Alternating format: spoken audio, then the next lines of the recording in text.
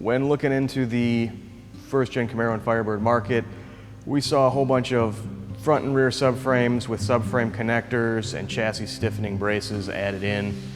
After looking at the car, we realized that a frame could easily be made to greatly improve upon the strength and be minimally invasive on the floor and the body when installing it. In most cases, installing our full frame underneath the first gen is often easier, requires less work and less modification to the car than using aftermarket subframes, subframe connectors, and chassis braces. There's a lot of differences in how we build a frame compared to what others in the industry are using. Where others are using bent square tube or miter cut and welded square tube, all of our frame rails are hand built in-house. Start with a inside, outside, a top and a bottom pattern.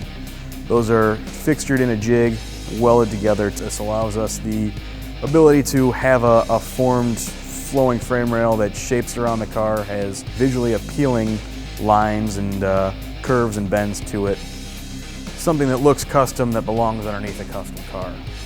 The frame for the first-gen Camaros is designed to be mostly a bolt-up to the original body.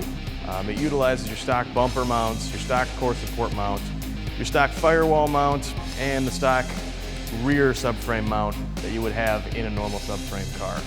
You'll need to add one body mount for the rear of the frame, approximately just in front of the rear passenger seat. A small 4-inch wide channel needs to be cut in the rear passenger footwell to allow the frame rail to pass through. 2 small pockets will also need to be cut underneath the rear seat for the upper 4-bar mounts. Both components can be provided with the chassis as sheet metal filler panels for, again, an easier installation. The rear of the frame rail has tabs on it that will bolt directly into your stock leaf spring hangers to easily line up the body and give you a set point where the back of the car should be. Motor mounts come standard in the chassis, available for small block, big block, or LS motors. Our drop steering arm and steering rack location allows the motor to sit low in the chassis, give it a low center of gravity, and optimizing hood clearance as well as firewall positioning. We have a trans cross member that's adjustable and designed to hit all GM transmissions, manual or automatic. The mid brace that runs across the chassis has a built-in drive shaft loop as well as exhaust ports for 3-inch exhaust. The rear frame rails on this chassis are narrowed to accommodate up to a 12-inch wide wheel with a 345 series tire on the back. The frame rails then kick back out to still utilize a stock gas tank, where in most cases narrowing a rear end to get a big tire requires a narrowed gas tank. The first-gen Camaro chassis utilizes our Fast Track independent front suspension. This front suspension is based around a C6 Corvette spindle and utilizes all our own geometry. There's roughly 100 to 125 components specifically machined or made just for this front suspension. Instead of using stock Corvette control arms, we were able to make significant geometry gains by designing our own control arms, our mount points. We have a swept back lower control arm to allow for a wide tire. The chassis is designed to run a 10-inch wide front wheel with a 275 series tire on the front. We were able to position the AFCO billet coilover in an optimal location for the best motion ratio, which then yields a lower spring rate, which in turn gives you better ride quality as well as better handling. You've got positive and negative bump stops in the suspension to protect all your components, power rack and pinion, and reverse mounted control arms for easy caster camber adjustments while you're on the track. The rear suspension on the chassis is a parallel 4-bar system with a panhard bar.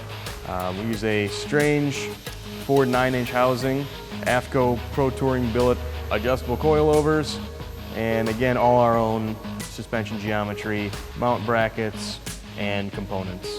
The 4-bar rear suspension is designed to put the power to the ground a lot better than a traditional leaf spring car.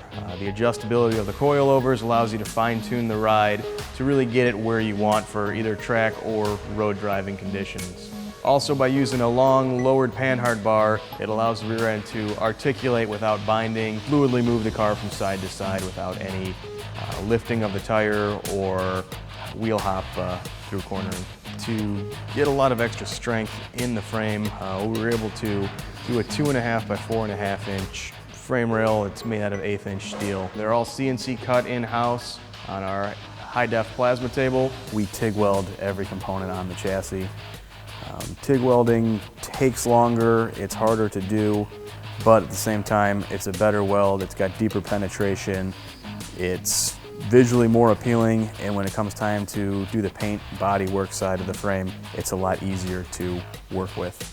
Each chassis is built to order for your specific car, so you're getting exactly what you want in a package that's built just for you. Yes, it is a part that's going underneath your car, but at the same time, a show car should look flawless from the top to the bottom. We've added various design touches just to really dress up the car and give it more of that custom feel instead of a utilitarian production piece of metal. Putting a full frame under your first gen F body is really going to give it a solid platform or foundation to base your car off of. The strength of the frame allows the suspension to do its work instead of having the body and the frame flexing. You're going to gain supercar performance, greater strength, greater daily drivability, and just all around better ride and handling characteristics over a stock suspension setup on a car.